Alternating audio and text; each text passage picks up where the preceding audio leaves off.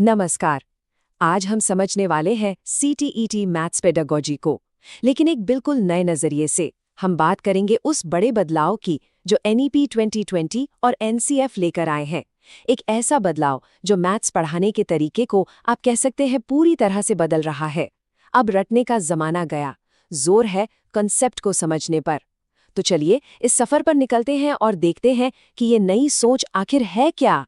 तो सबसे पहला सवाल यही है, मैथ्स क्या ये सच में डरने वाला सब्जेक्ट है, या फिर दुनिया को एक्सप्लोर करने का, उसे समझने का एक जरिया? नई एजुकेशन पॉलिसी का जवाब इस पर बिल्कुल साफ है, और यकीन मानिए ये जवाब हमारी पूरी सोच को बदल सकता है।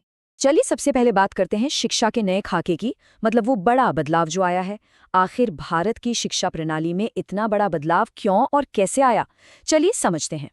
तो देखिए, यहाँ पर पुरानी और नई दोनों संरचनाओं की सीधी तुलना है। एक तरफ है पुराना 10+2 वाला सिस्टम, जिसका पूरा फोकस किस पर था? रटने पर, परीक्षा केंद्रित पढ़ाई पर। और दूसरी तरफ है ये नया 5+3+3+4 वाला स्ट्रक्चर। यहाँ जोर कॉन्सेप्ट को समझने और बच्चे के ओवरऑल डेवलपमेंट पर है। मतलब ये सिर्फ स्ट्रक्चर का बदलाव नहीं है, ये सोच का, पूरी फिलॉसफी का बदलाव है। अच्छा, तो ये 5+3+3+4 का जो स्ट्रक्चर है, ये काम कैसे करता है? इसे ना 4 स्टेज में बांटा गया है। पहली है फाउंडेशनल स्टेज, मतलब जब बच्चे खेल खेल में एक्टिविटी से सीखते हैं। फिर आती है प्रिपरेटरी स्टेज, जहाँ खोजबीन और क्लास में इंटरैक्टिव तरीके से पढ़ाई होती है। इसके बाद है मिडिल स्टेज, जहाँ एक्सपीरियंशियल लर्निंग पर जोर है, मतलब करके सीखना। और आखिर में आती है सेकेंडरी स्टेज, जहां क्रिटिकल थिंकिंग और सब्जेक्ट चुनने में फ्लेक्सिबिलिटी मिलती है।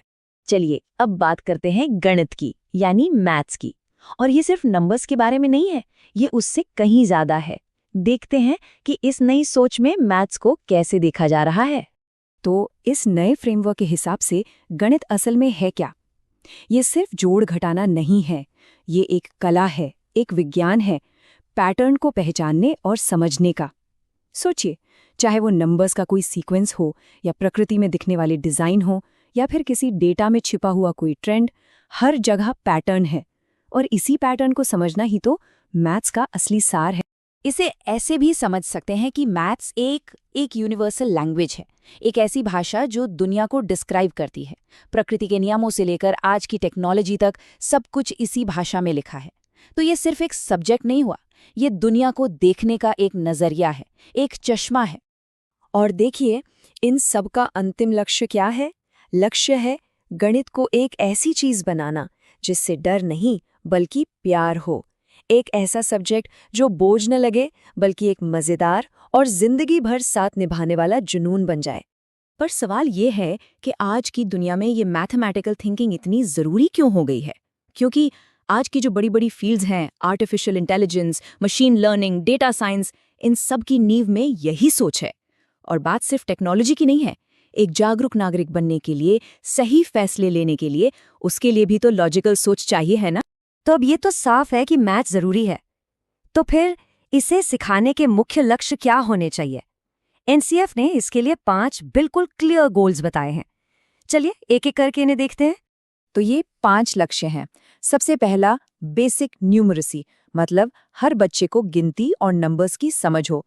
दूसरा, मैथमेटिकल थिंकिंग डेवलप करना, ताकि वो लॉजिकली सोच सकें।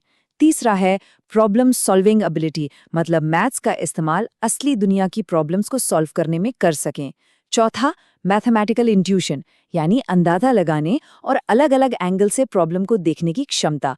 और पांचवा, जो शायद सबसे जरूरी है, मैथ्स के लिए खुशी और जिज्ञासा पैदा करना। ठीक है, तो थ्योरी तो बहुत अच्छी है, लेकिन इसे क्लासरूम में असल में लागू कैसे किया जाए? अब बात करते हैं उन प्रैक्टिकल तरीकों की, उन हाउ टूज की, जो इस नई सोच को हकीकत बनाएंगे। इसके लिए एक बहुत ही कारगर मॉडल है ELPS। ELPS, चलिए इसे समझते हैं। E मतलब एक्सपीरियंस, यानी अनुभव, जहां बच्चे ठोस चीजों से सीखते हैं। फिर आता है L, यानी लैंग्वेज, बच्चे अपने अनुभव को अपनी भाषा में बताते हैं। फिर P, यानी पिक्चर, उसी अनुभव को तस्वीर बनाकर दिखाते हैं। और आखिर में आता है S, यानी सिंबल, जहां लिखित चिन्ह, मतलब नंबर्स और साइन सिखाए जाते हैं। ये सीखने का एक बहुत ही नेचुरल तरीका है जो कॉन्क्रीट चीज़ों से शुरू होकर एब्स्ट्रैक्ट आइडियाज तक जाता है। और इस पूरी प्रक्रिया में कुछ टीचिंग लर्निंग मटेरियल्स यानी LTMs बहुत काम आते हैं, जैसे जियोबोर्ड, इससे ज्योमेट्री के शेप्स समझना बहुत आसान हो जाता है, या फिर एबेकस यानी गिनतारा, जो प्लेस वैल्यू और जोड़ घटाने में मदद करता है। डाइन्स ब्लॉक्स भी प्लेस वैल्यू और बेसिक ऑपरेशंस के लिए बेहतरीन है। और हाँ, ग्राफ पेपर, इससे डेसिमल नंबर्स और डेटा को विजुअलाइज करना बहुत आसान हो जाता है। डेटा को समझना भी एक बहुत ज़रूरी स्किल है, और इसके लिए सही चार्ट चुनना बहुत मायने रखता है।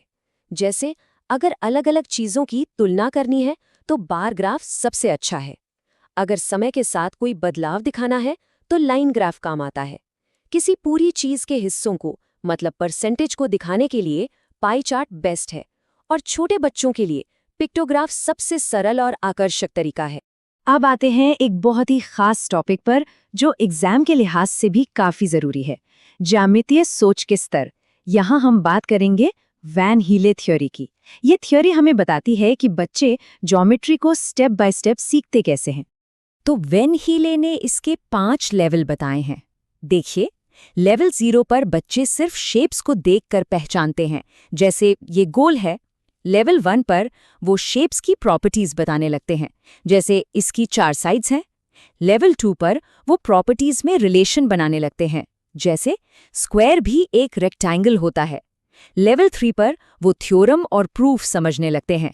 और सबसे ऊपर लेवल 4 पर वो एब्स्ट्रैक्ट ज्योमेट्रिकल सिस्टम के साथ काम कर सकते हैं। ये एक पूरा सीक्वेंशियल डेवलपमेंट है। तो इस पूरी बातचीत का निचोड़ क्या है? सार ये है कि अब फोकस सिर्फ कैलकुलेशन से हटकर कॉन्सेप्ट को समझने पर आ गया है। लक्ष्य ये है कि गणित सिर्फ पास करने वाला एक सब्जेक्ट न रह जाए, बल्कि ये सोचने का, थिंकिंग का एक टूल बन जाए। और आखिर में ये एक सवाल हम सबके लिए है कि हम ऐसा माहौल कैसे बनाएं जहां हर बच्चा मैथ से डरे नहीं, बल्कि उसमें छिपी खूबसूरती को, उसके लॉजिक को देख सके और उसे एंजॉय कर सके। शायद यही इस नई शिक्षा नीति का सबसे बड़ा और सबसे ज़रूरी लक्ष्य है।